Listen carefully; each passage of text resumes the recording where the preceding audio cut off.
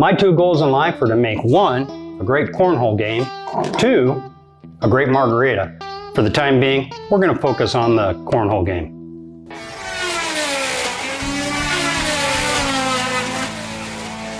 Hey, welcome back. Here at Old Guy Woodworks, we're here to entertain and inspire you to get out there and make something. So I figured there was 3 criteria you need to make a great cornhole game.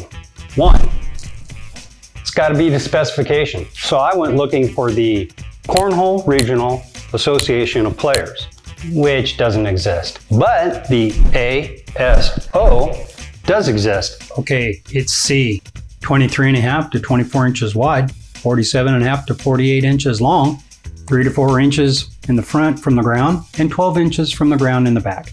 6-inch hole, 9 inches from the top, centered in the middle of the panel. Top can be 3/4 or a 1/2 inch if you want to give it supports. Number 2 criteria. It's got to be custom, personalized. I've seen them out of flags, decals. There are all kinds of places where you can buy decals and wraps. A couple links below. We're going to start with criteria number 2. You're going to have to wait till all the way to the end to see criteria number 3. But we're going to start personalizing this, making a book match 1/4 inch piece of walnut that I'm going to run through the sander. Remove all the burn marks and take it over to the CNC. A family member came to me and said, "Hey, Uncle Old Guy Woodworks, can you make a wedding gift for my fiance? He loves cornhole. And can you personalize it?"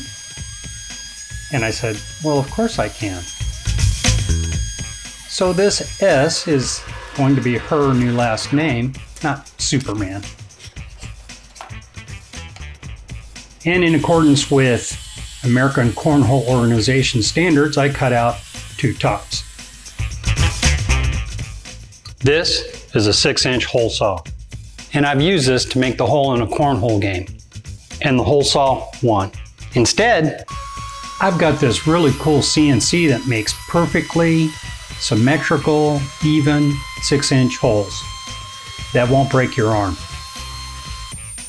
Since I already have the letter, I've got to cut out a pocket for that letter to get inlaid into. First pass is with the 1/4 inch end mill, followed by a 1/16 inch end mill that cuts 2/100 over. That's just enough space to get that inlay to fit in here. Got to make a bevel with a chisel and some sandpaper so it'll fit right down in there tight. Great angle here by the cameraman. And you can tell it's split already, but it's split on the grain, so you never even see it. Just a bunch of little love taps, a little push, little shove, little push, little love tap, and in it goes.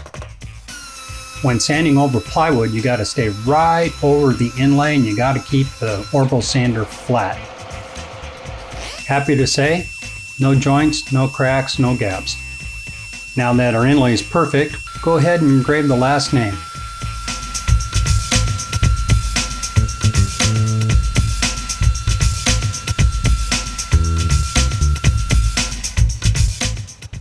Going to use some Pearl Essence Blue resin to make the lettering stand out.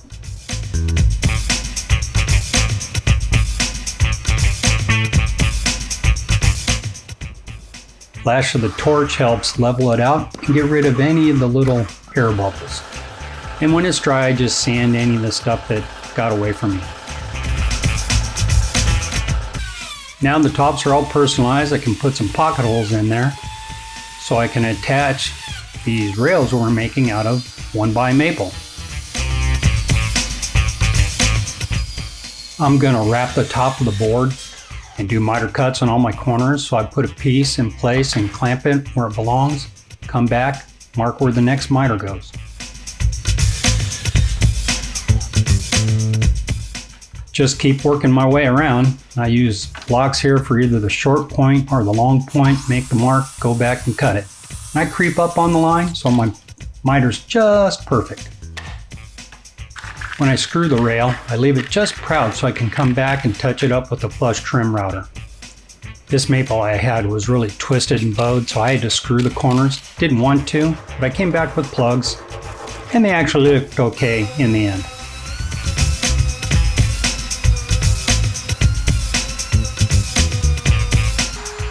This is how I flush the rails to the top, but it's actually still a really tough joint after all the sanding. Rather than fight it, I go with it.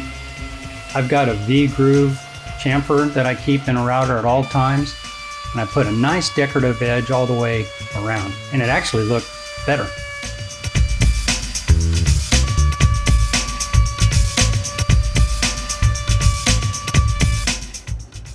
Used a piece of triangle wood and sandpaper to get the remaining fuzz out of the V-groove.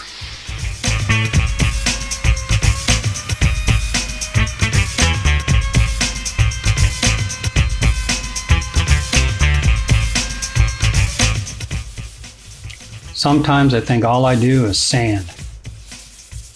Whoa, whoa, whoa, whoa. This is what happens when you don't have steel plates in your shoe.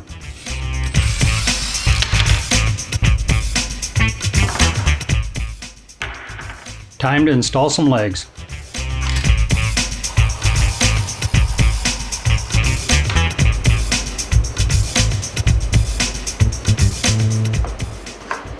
I made this block as a template to drill all my holes rather than hand measure every one of them.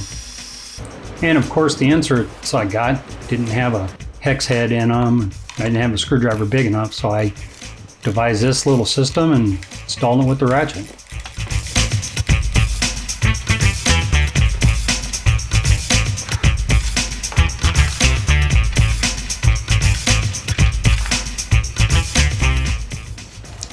Got to put a radius in the top of the leg so that it'll open. And of course you have to sand it. And then do a round over all the edges.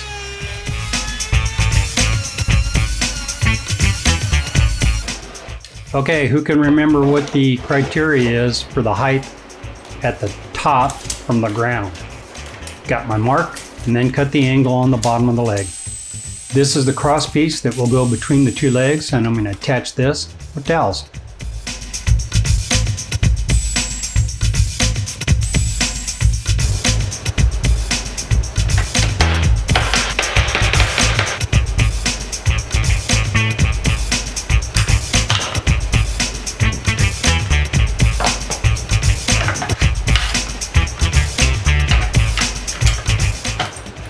Use some natural oil to give some depth, and then shot some conversion varnish over the whole thing. Give it a real nice sheen. And finally, the best criteria. Number 3, you got to be able to make trick shots.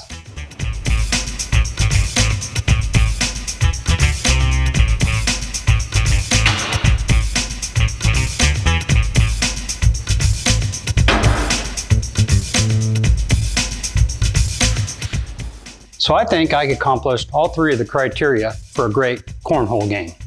So what do you think is the most important criteria? Leave it in the comments down below. And if you were the least bit entertained, watch those videos. We'll see you real soon.